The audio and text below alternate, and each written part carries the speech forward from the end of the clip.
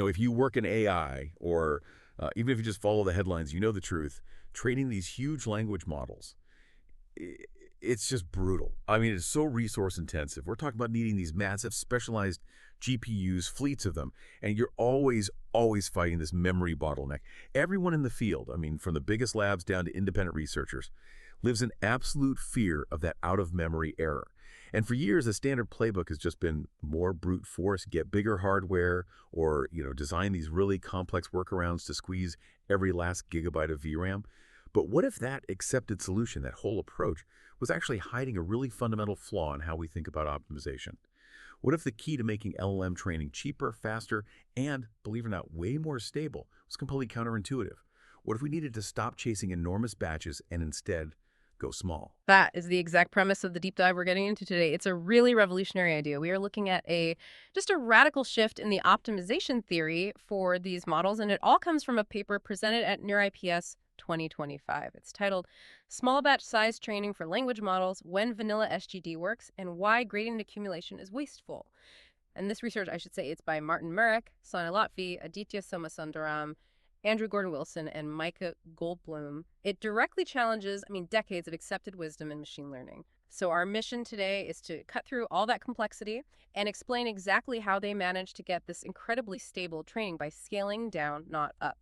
And this isn't just some, hardware hack. It's a deep algorithmic insight. We're going to show you today why that instability that everyone blamed on small batches was really just an artifact of misconfigured optimizers. And realizing that, well, it unlocks better, more robust training runs, and it leads to this completely unexpected return of the simplest, most memory-efficient optimizer in machine learning history, vanilla stochastic gradient descent. It really just changes the entire economic landscape of how these models get built. Okay, so before we get into the revolutionary part, we have to make sure we're all grounded in the basics.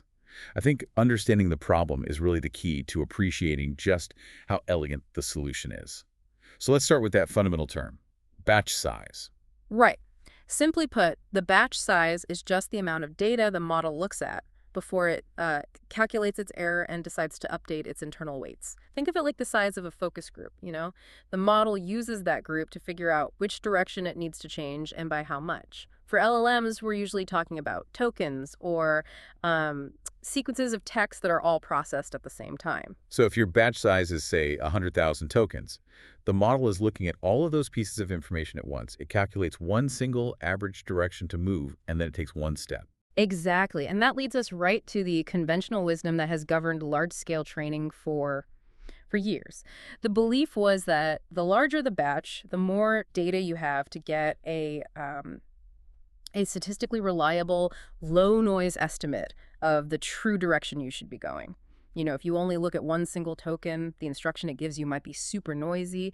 It might tell the model to move in a direction that's just, well, it could be totally wrong for the overall task. Right. But if you look at a million tokens, all that individual noise just averages out. It's like a political poll, right? If you ask one person, the result is completely worthless. But if you ask 10,000 people, you start to see a really solid trend line. So the prevailing belief in LLM pre-training was basically ironclad.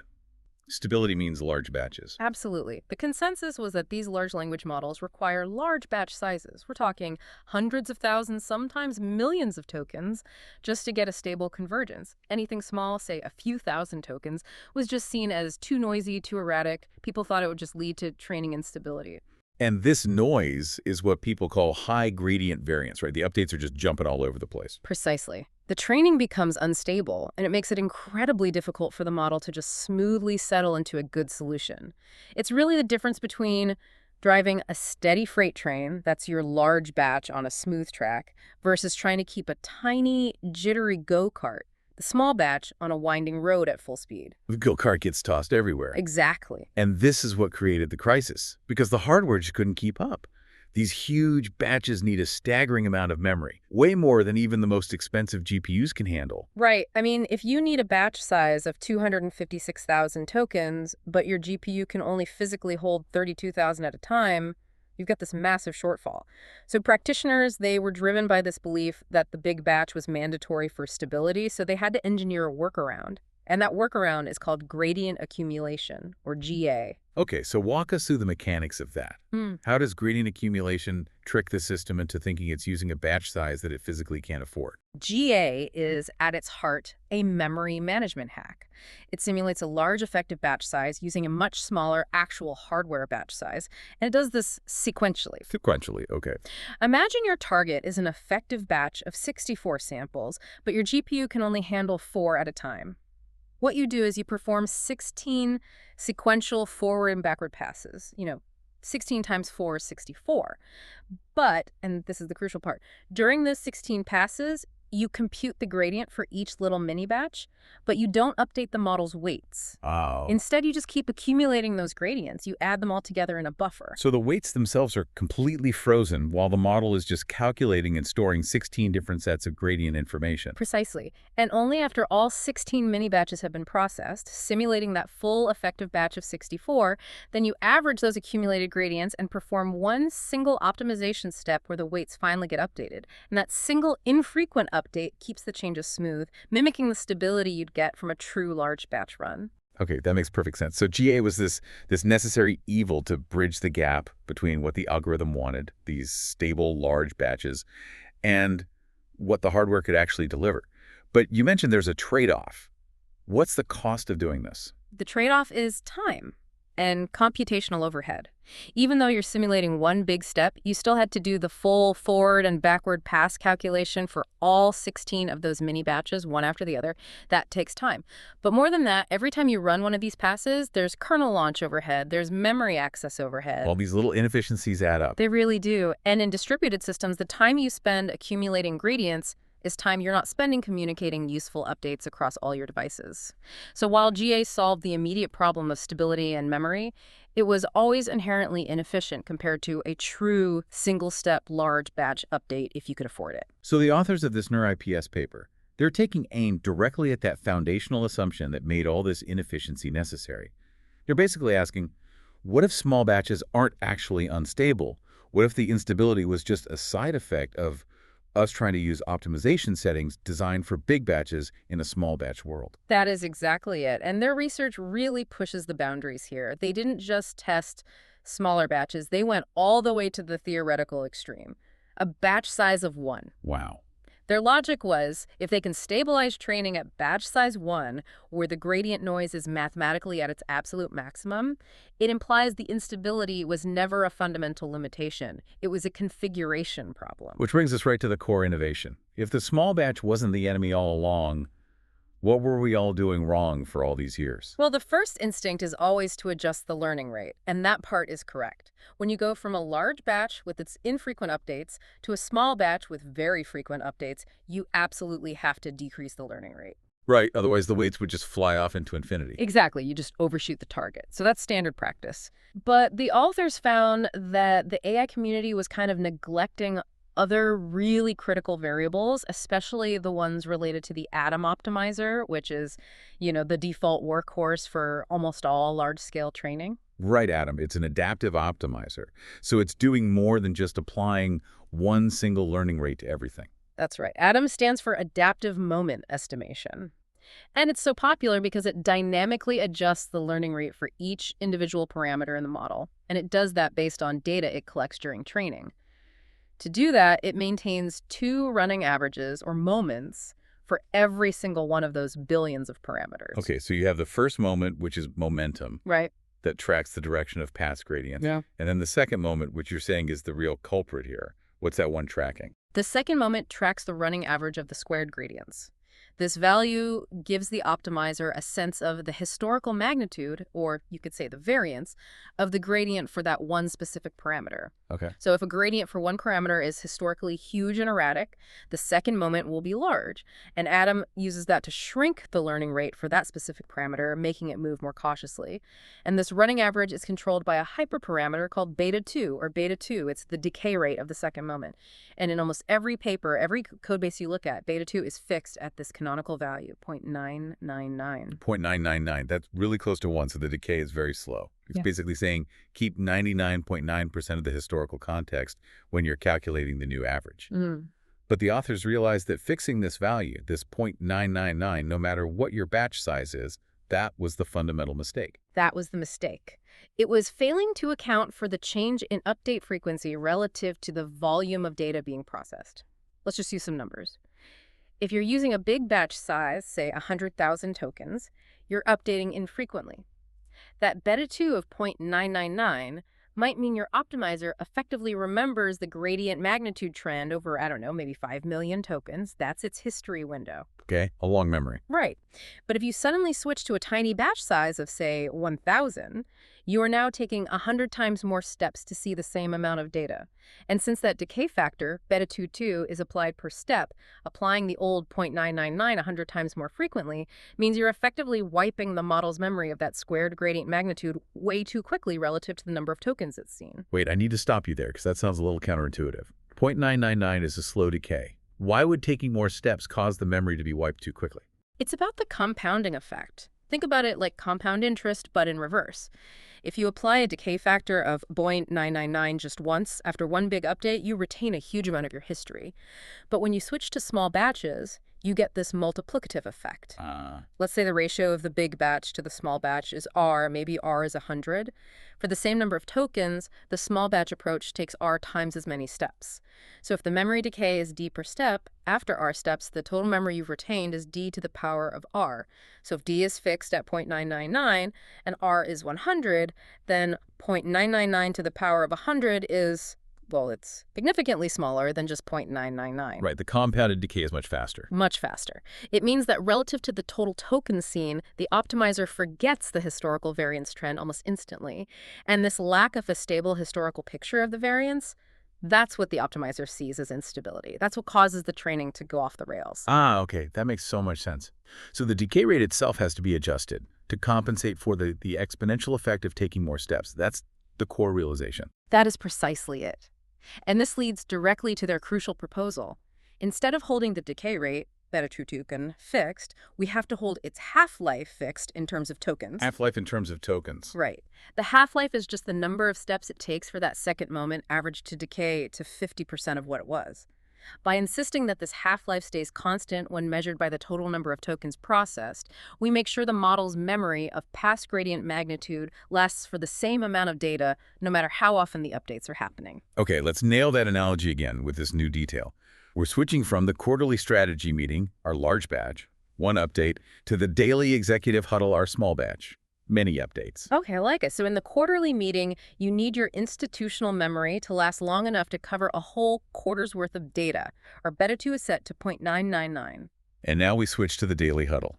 We're updating, 100 times more often? If we stick with that old memory setting, that 0.999, the system basically burns out its short-term memory too fast. It can't build up a stable picture of the variance across the whole month because that compounded decay is effectively resetting its view every couple of days. So to fix it, we have to increase the beta 22 value. We have to make the decay slower per step to compensate for the fact that we're taking so many more steps. If we cut the batch size by a factor of 100, the new beta 22 has to be adjusted way up, maybe to something like 0.199999, so that the cumulative decay over those 100 small steps mirrors the decay of the original single large step. And this scaling rule is the foundation for everything. It's what stabilizes the training process, even at these tiny batch sizes, because the optimizer is finally getting the context it needs in this high-frequency environment. We didn't solve the instability problem by making the gradient less noisy. We solved it by giving the optimizer a functional long-term memory. And that stability, achieved by this one simple hyperparameter correction, is what unlocks everything else we're about to talk about. Okay, so if that one structural adjustment, the token-based half-life rule, is the key, then the findings that come from it are the proof that this is a truly revolutionary idea. The paper lays out 4 major results that just turn conventional LLM optimization on its head. Let's start with the most obvious one. The first finding is the one that directly contradicts years of established belief. Small batch sizes, when you scale them correctly with this token half-life rule, train stably. They showed robust, reliable convergence across a bunch of different LLM architectures and training tasks.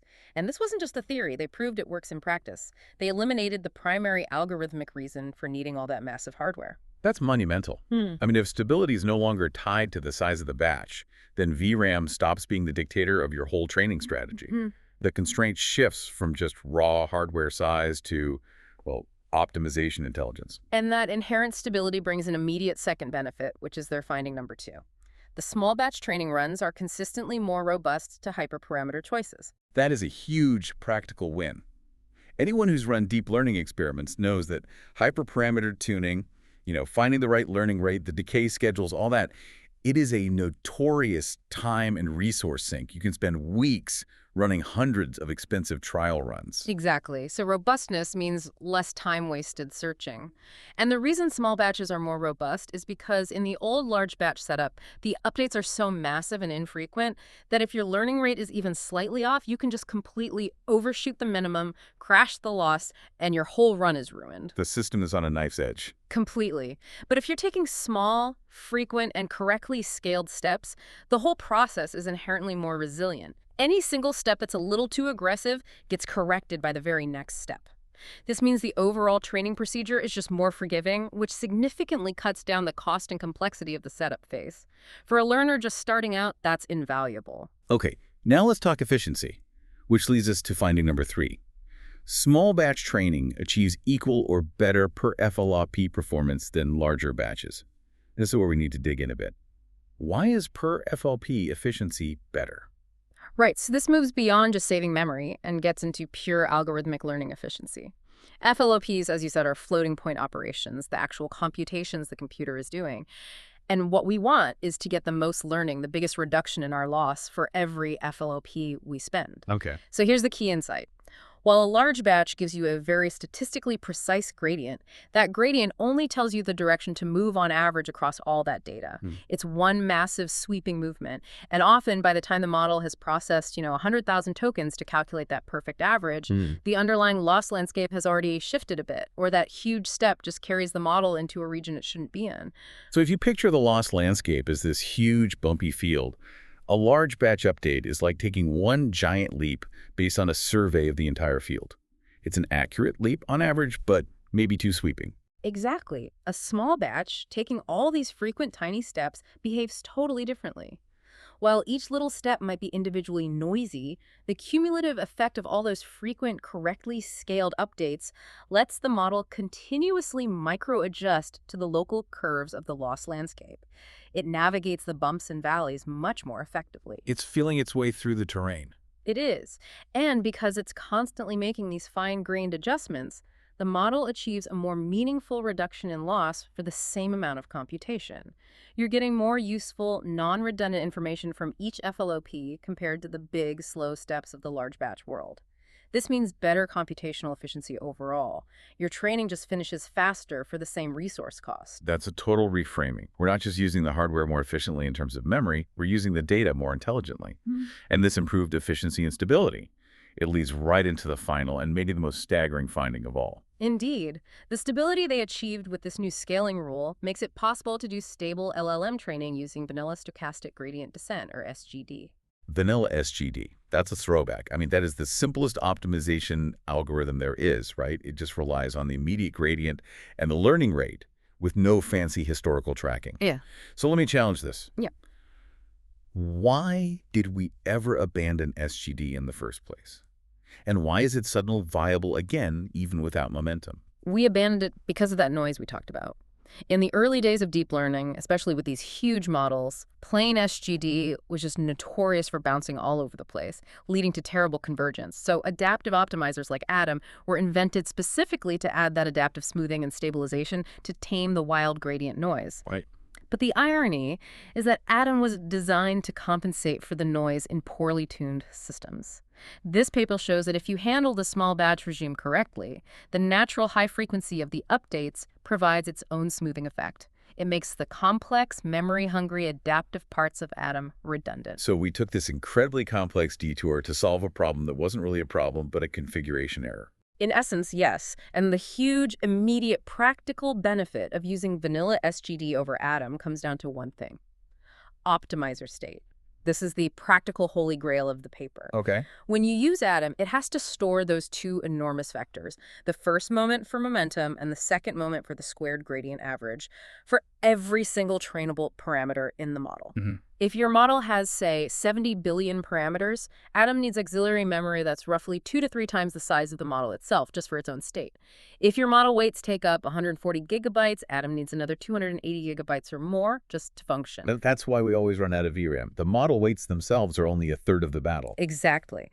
Vanilla SPD stores no optimizer state beyond the weights and the current gradient. So skipping those enormous state vectors is a colossal memory win. It means a GPU that was previously choked by Atom's memory can now handle a model that's up to 3 times larger using SGD. I mean, this is the definition of memory liberation. It's an elegant trade-off. You drop the complexity of Atom because the stability of frequent tiny steps means you don't need that smoothing anymore.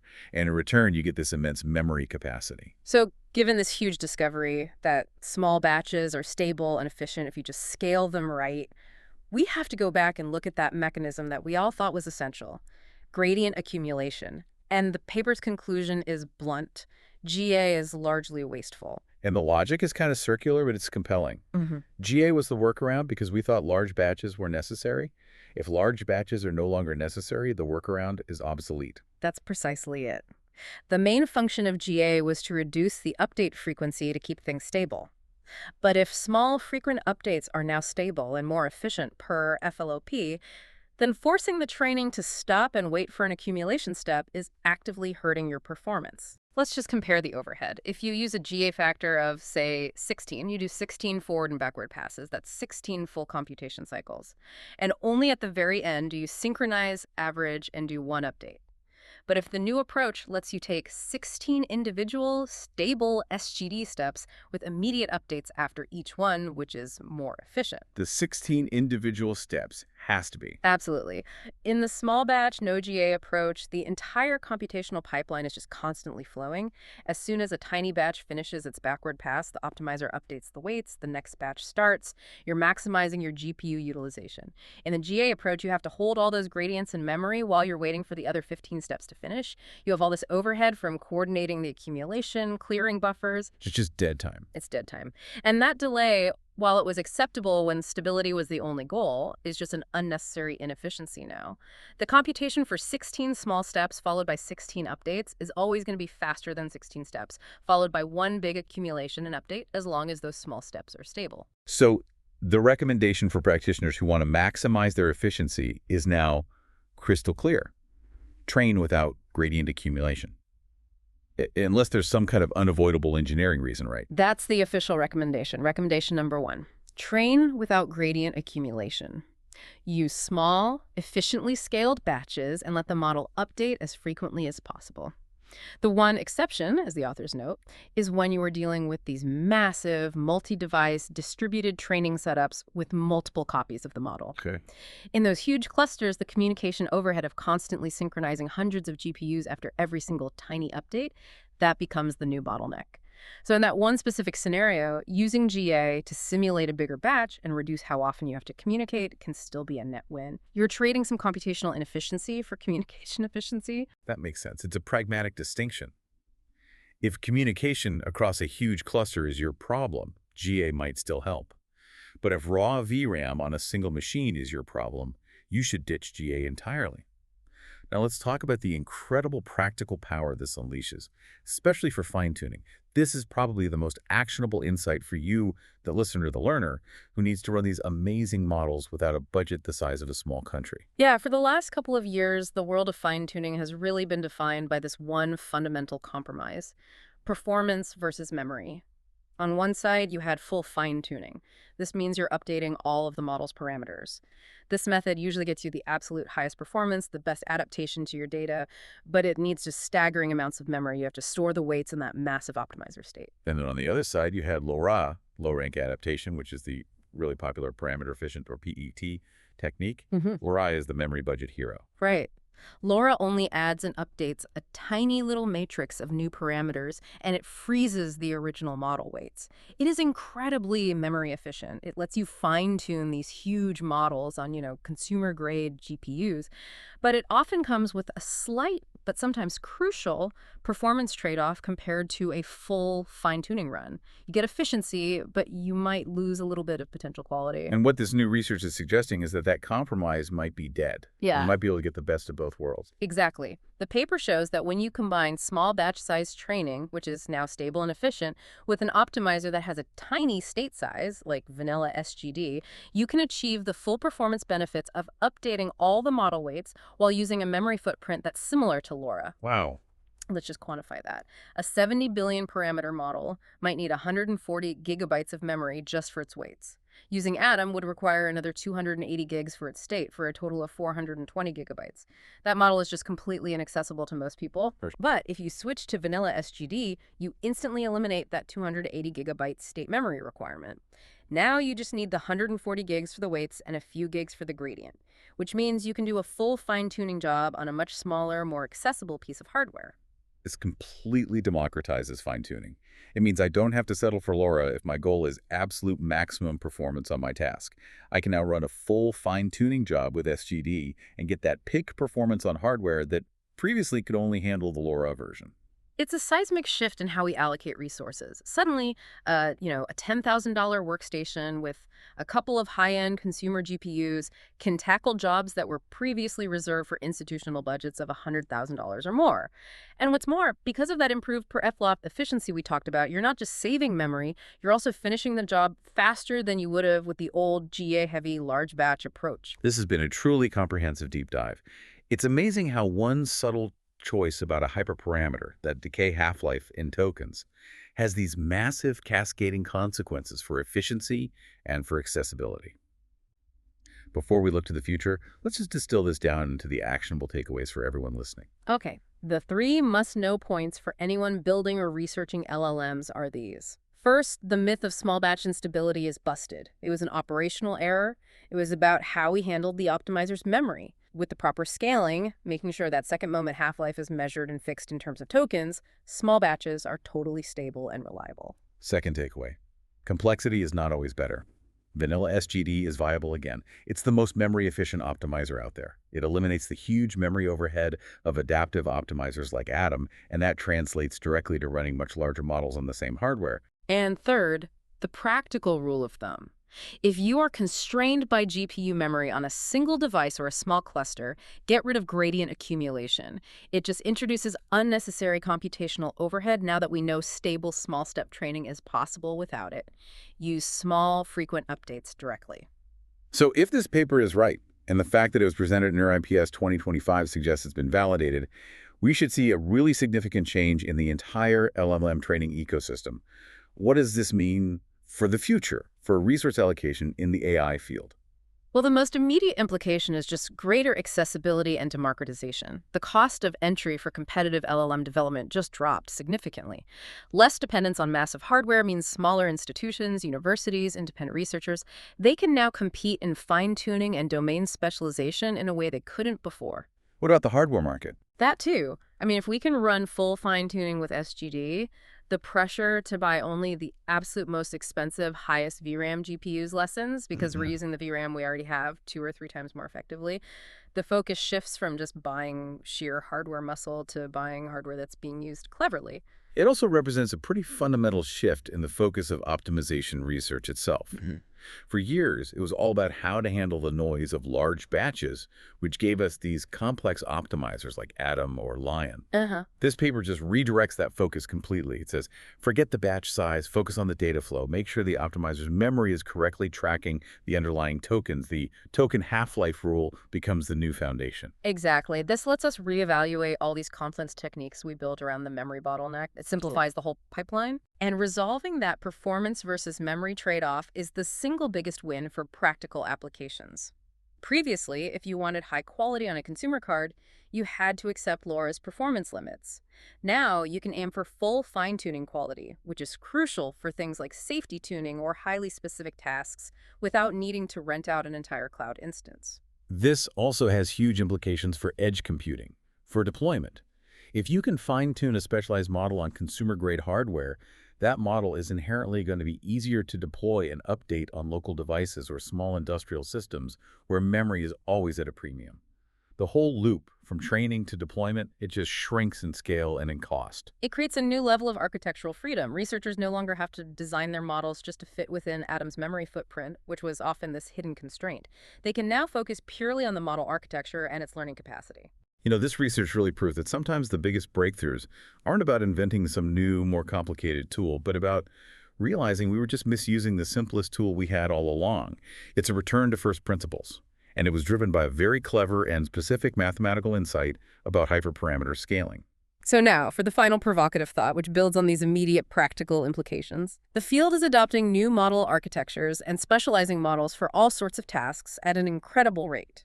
Given that this small batch, no-state optimizer approach drastically cuts memory overhead while maintaining quality and improving efficiency, the question for you, the learner, is this.